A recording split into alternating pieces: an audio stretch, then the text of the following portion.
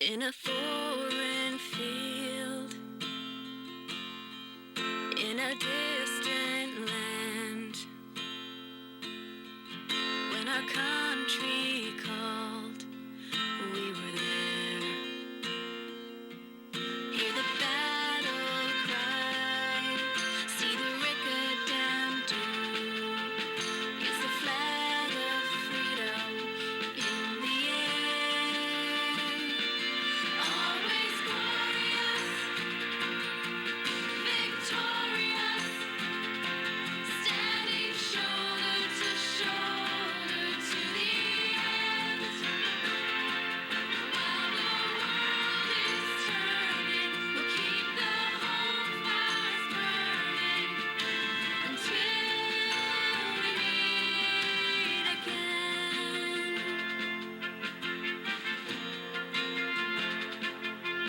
Over stormy seas, ever far away, never fear nor fail, it's the cross we bear.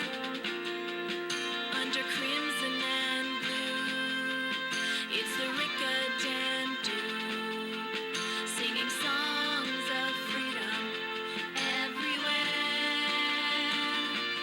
Always glorious, victorious, standing shoulder to shoulder to the end. While the world is turning, we'll keep the home fires burning until we meet again.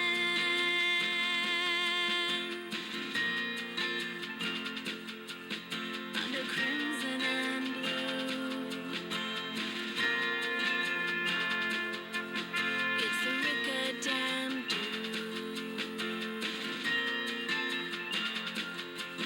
Under crimson and blue, it's the Rickettman do.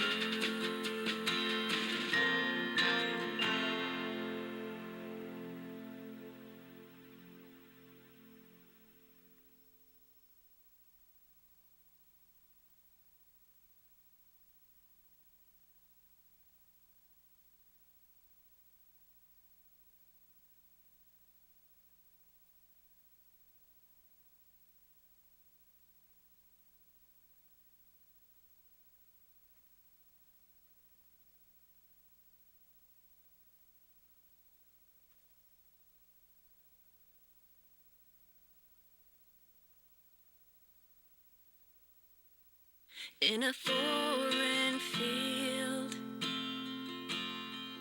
in a distant land,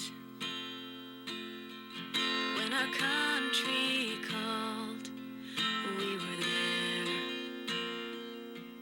Hear the battle cry, see the Rickettman do. It's the flag of freedom in the air. Always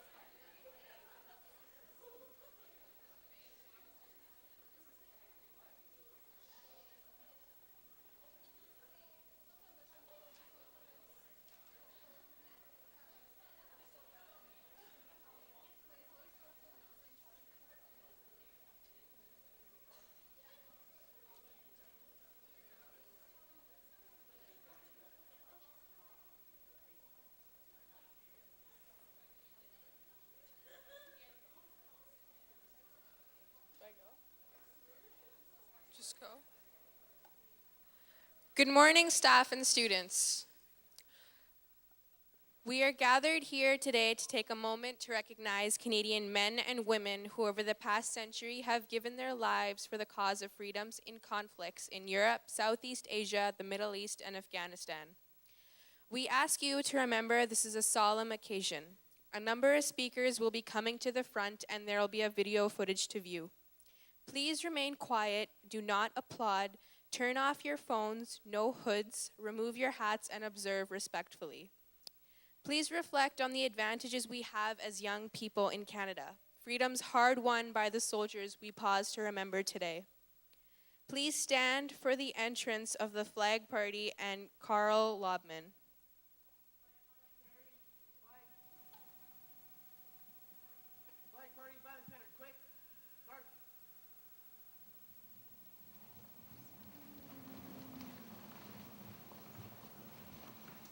Right wheel.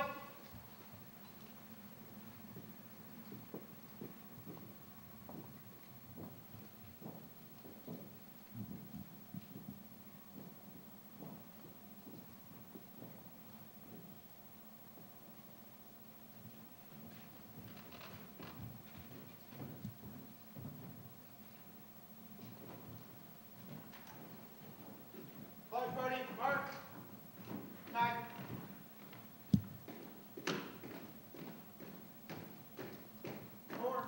Forward. Spiral counter, march.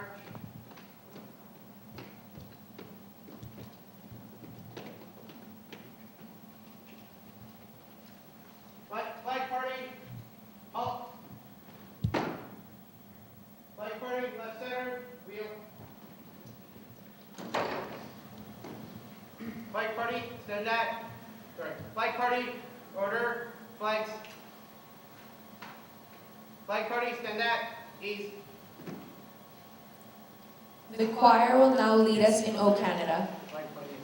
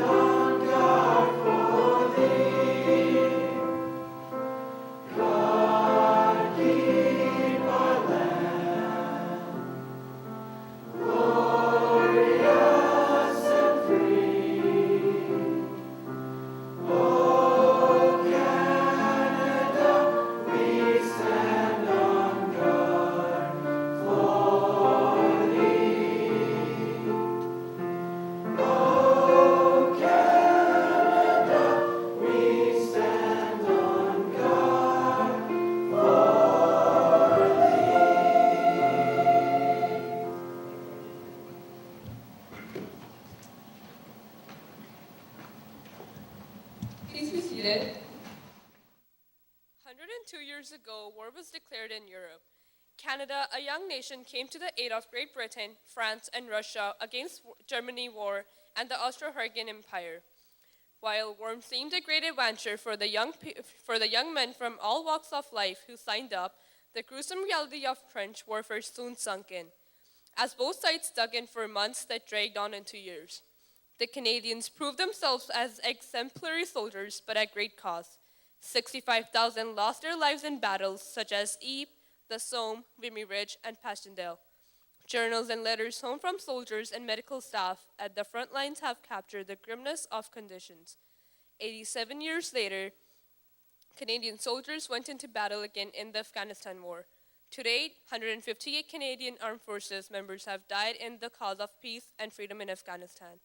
An additional 59 Canadian soldiers have taken their own lives since returning home from their missions in Afghanistan due to post-traumatic stress.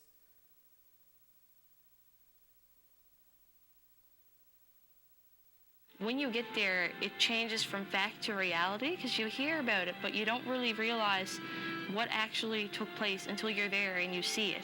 Royal Newfoundland Regiment was almost fully wiped out.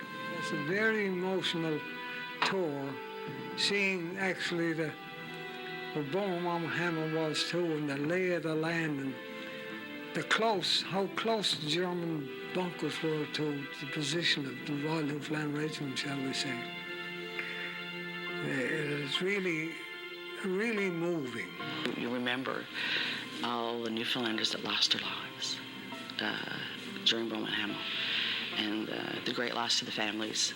And the forget-me-not is the flower we had for remembrance in Newfoundland long before there was ever a poppy. And we still use the forget-me-not. Just to think of what they went through, and to know that they never got home, even though they were so brave and they did so much. It is just an honor to be there to say, I remember you. Somebody remembers you even after all this time. So a lot of Newfoundlanders answered that call, and unfortunately, it was resulted in a lot of people losing their lives. Lost 801 went over. 68 into the road path, they've gone. Over 700. 364 losers killed. 95 missing. And the rest wounded.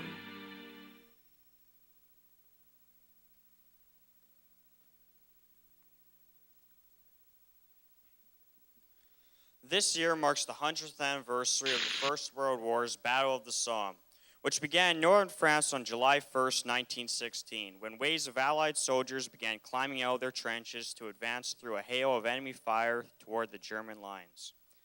It would be a tragic beginning to a costly battle where more than 57,000 Commonwealth soldiers would become casualties on the opening day of fighting alone.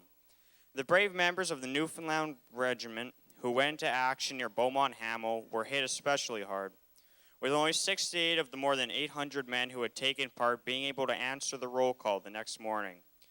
The battles of the Somme, Beaumont Hamel would grind on for more than 4.5 months, and the Canadian Corps would see action there in late summer and fall. Sadly, more than 24,000 Canadian soldiers became casualties before the fighting finally came to an end in November.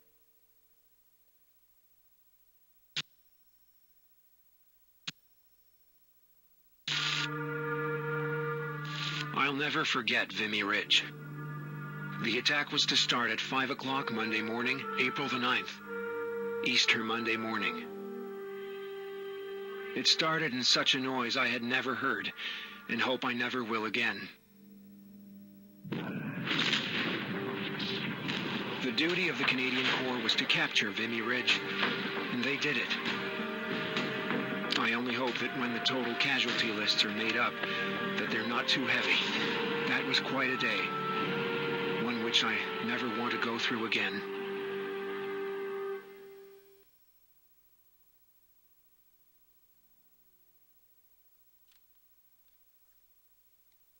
This coming school year, 40 students from R.D. Parker will travel to the anniversary of Vimy Ridge in France. One of the greatest battles in Canadian history was the battle at Vimy Ridge, which began on April 9, 1917. Canadian bravery and valor led to the tremendous victory for the entire Allied force and was considered the turning point of World War I. The Canadians moved to the front lines across from Vimy Ridge in late autumn 1916. The Battle of Vimy Ridge would be the first time all 4 divisions of the Canadian Corps worked together as one formation. The planning and preparations for the battles were extensive.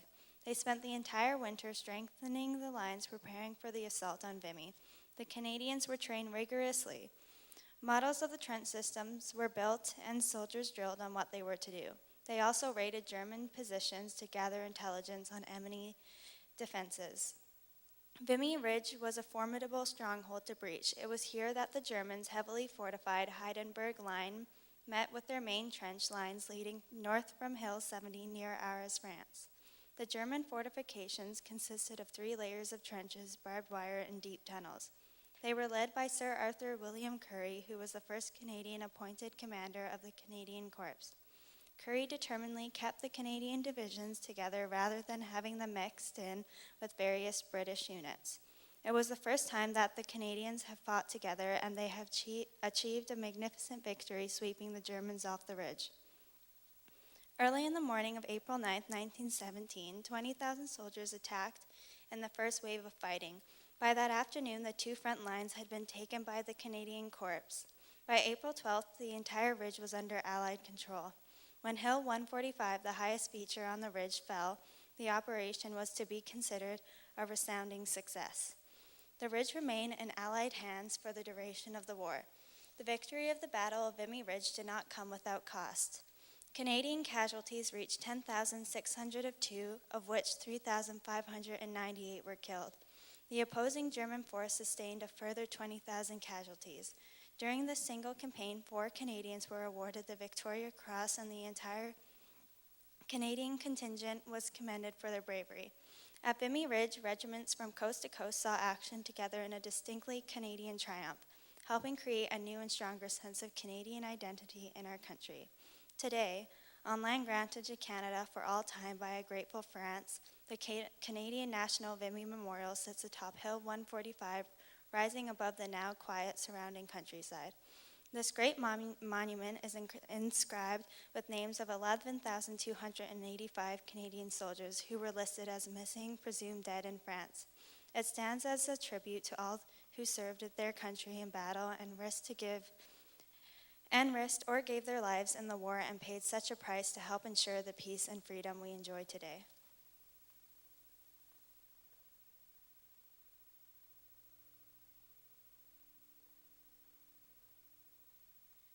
At the end of every battle and every war, families, friends, and colleagues are left to mourn the loss of those who laid down their lives to protect the freedom of others.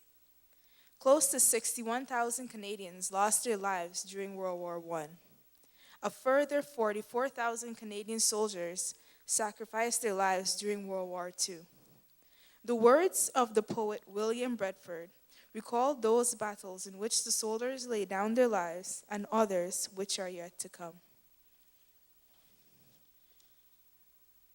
Battles of the past, battles now, and battles yet to come.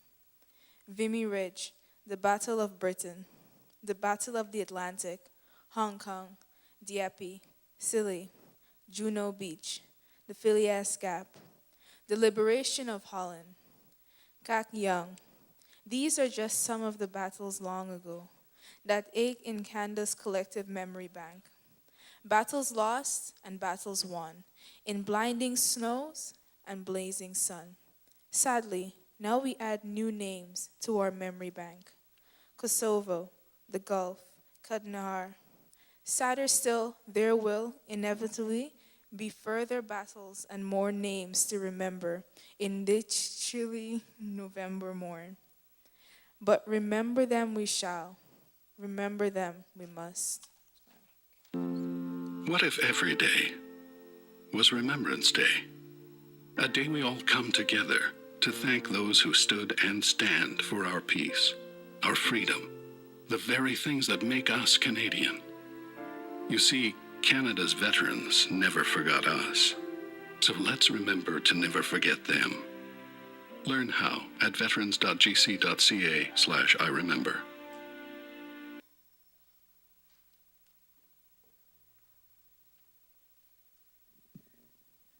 On a day when Canadians from all walks of life pause and reflect on the supreme sacrifices of so many men and women who fought and died for our freedom, we would like to recognize the contribution of veterans, including those and First Nation veterans who served their country and fellow citizens. From the 1800s to the present-day mission in Afghanistan, First Nations soldiers have been on the front line in Canada's military. More than 7,000 Aboriginal men and women who volunteered to serve in the First and Second World Wars as well as the Korean War, with more than 500 losing their lives in conflicts. At least 68 medals for bravery were awarded to First Nations soldiers in the First and Second World Wars. In 1943, King George VI bestowed British Empire medals upon 4 Aboriginal bands, including the Kitkatla Band in BC, for their contributions to the war effort. To this day, many First Nations soldiers lay buried in the battlefields of Europe.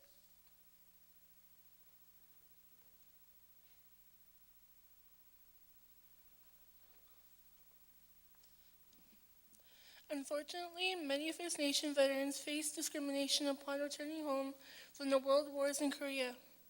Although eligible for certain benefits, many did not receive them. First Nation veterans organized and lobbied the government to make changes to the Indian federal policy.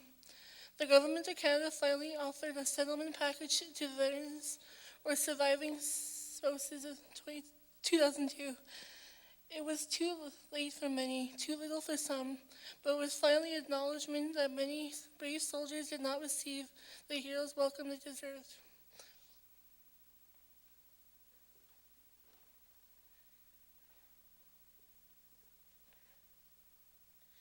Today, First Nations participation in the armed forces continues with 1,300 of the members. Theirs is a service born of the pride of their ancestors and nation. They are today's role models and tomorrow's leaders. We ask all First Nations to remember and honor the legacy of their armed forces veterans. On the 11th hour of the 11th day of the 11th month, commemorating a moment 98 years ago when troops laid down their arms to end the First World War, we join all Canadians in paying tribute to the courage and valor of all who served and those who serve today. I would like to invite Carl Loveman to the stage speaking on behalf of Percy Loveman.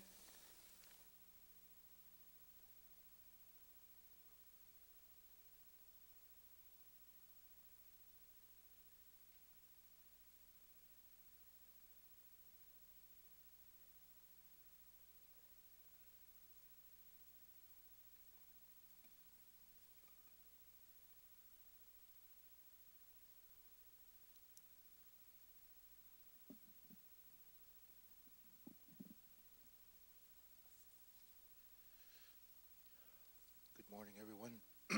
Tansy. It's an honor to be here to be able to share my father's veteran profile. Mr. Percy Loveman, Jerry Loveman, was born on April 16, 1928 in Manitou Rapids, Mile 241, Manitoba, Canada. He lived in Churchill, Manitoba from 1954 to 1969 for 15 years.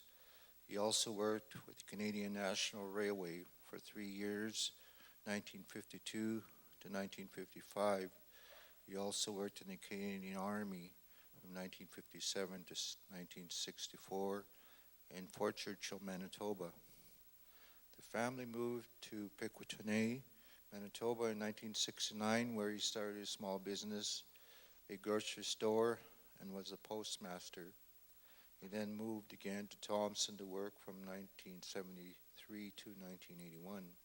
He worked with the local government of Mr. Lake at that time, the city of Thompson.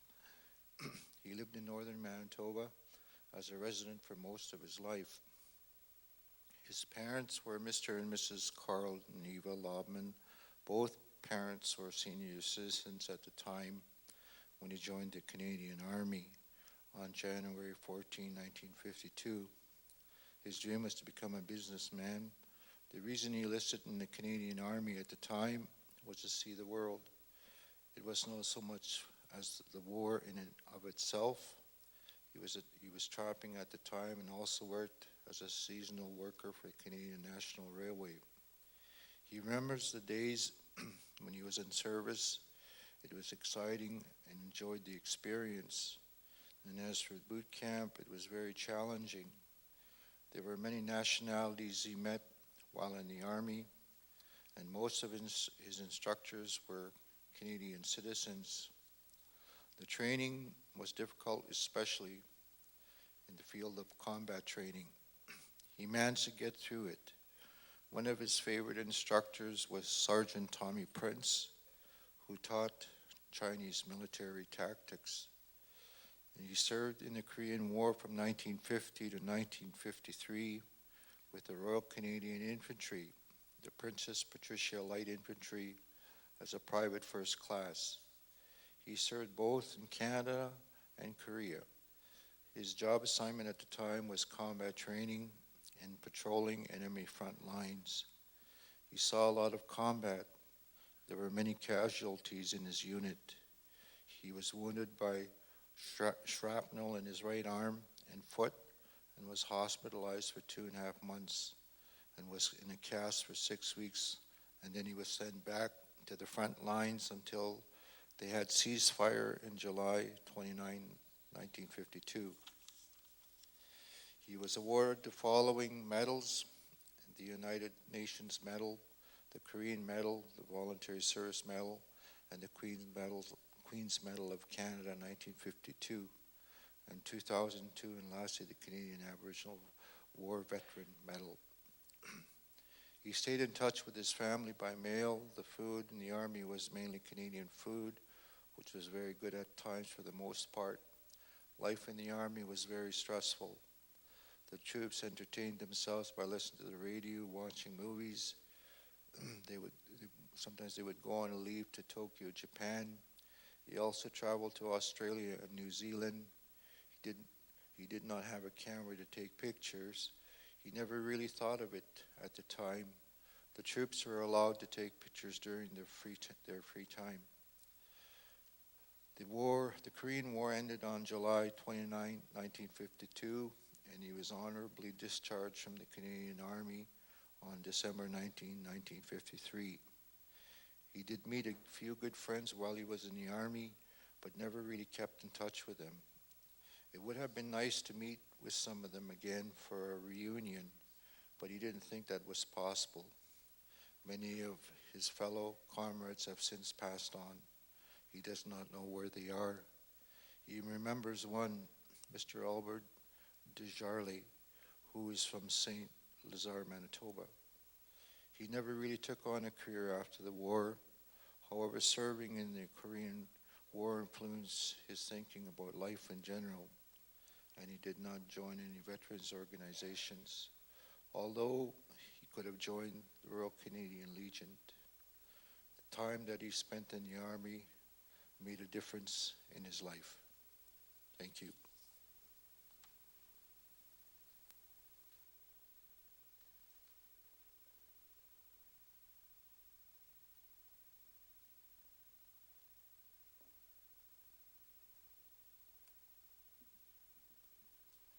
The famous poem In Flanders Fields that we recite each Remembrance Day was written 101 years ago this year.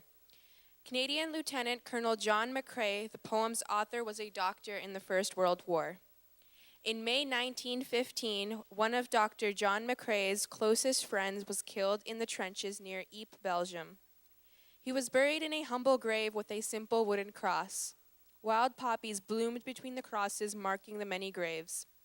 The next day, unable to help his friend or any of the others who had died, Dr. McCrae gave them a voice through his poem. On January 28, 1918, John McCrae passed away.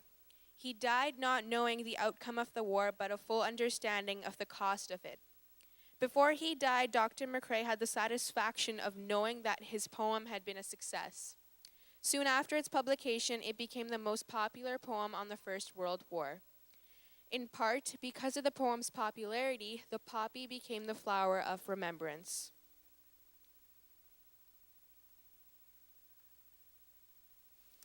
In Flanders fields the poppies blow, between the crosses row on row, that mark our place, and in the sky, the larks so bravely singing fly. Scarce heard amid the guns below, we are the dead short days ago. We lived, felt dawns, a sunset glow, loved and were loved, and now we lie in Flanders fields. Take up our quarrel with the foe, to you from failing hands we throw. The torch be yours to hold it high, if ye break faith with us who die. We shall not sleep, though poppies grow in Flanders fields.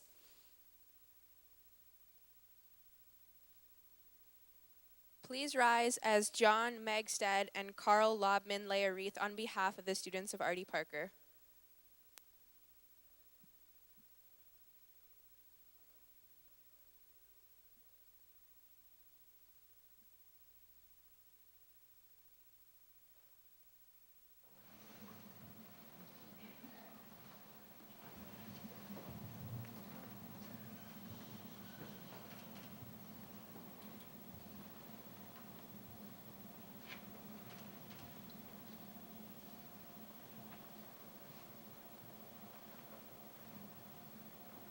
I ask you to stand with me for both the injured and the lost.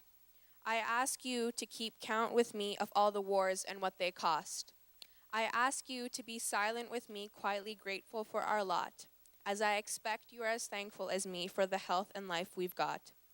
I ask that you wish them well with me, although still risking their all, and I ask that you remember with me the names of those that fall. I expect that you are proud like me of this great nation of ours too, so enjoying all its freedoms like me. Support those upholding them for you. I hope that you are hopeful like me that will soon bring an end to wars. So you'll have to stand no more with me and mourning families no different from yours. Till then be thankful you can stand with me, thinking of those who now cannot. For standing here today with me, at least we show they're not forgot. Please remain standing for the playing of the last post, followed by 2 minutes of silence and the playing of the rouse.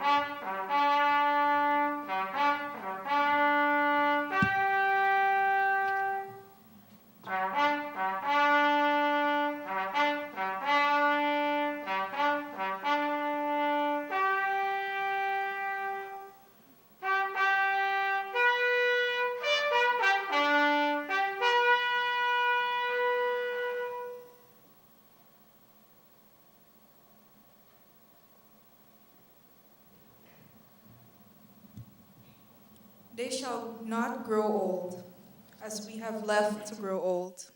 Age shall not weary them, nor the years condemn. At the going down of the sun and in the morning, we will remember them.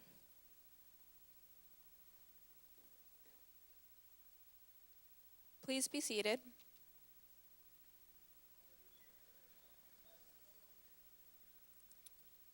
The choir will now sing John Lennon's Imagine.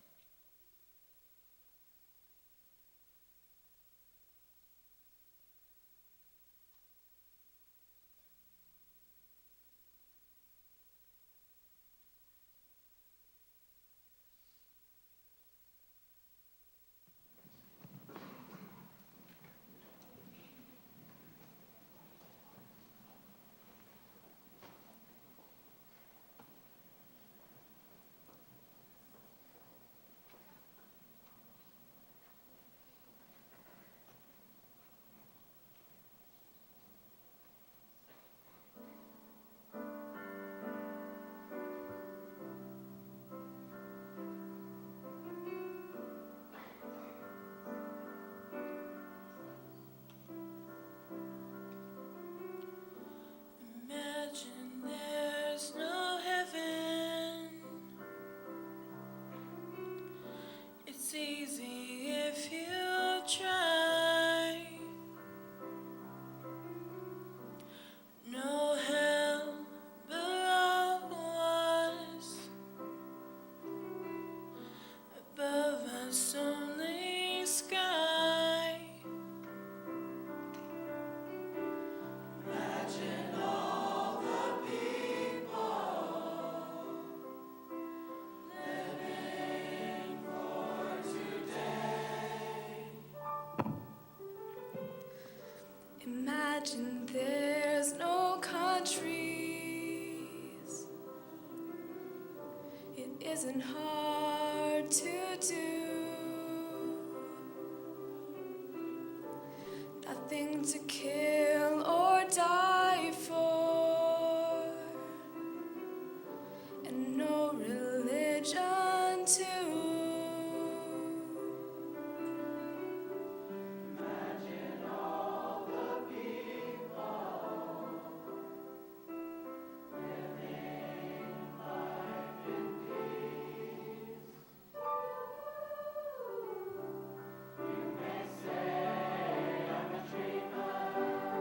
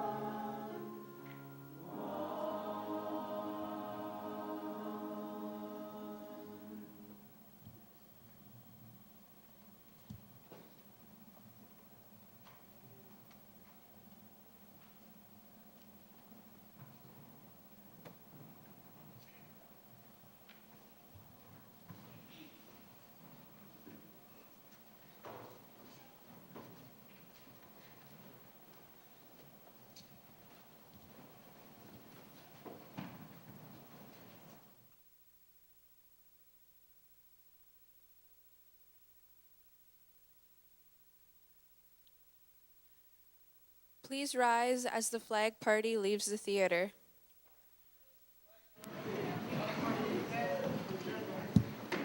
Flag party, carry, flags. Flag party, right center, wheel.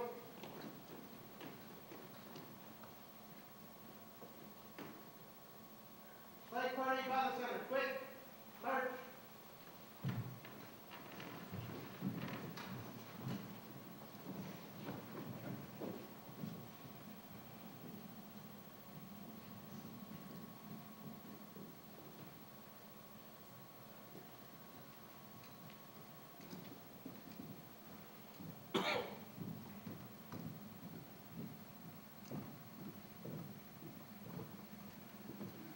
Left wheel.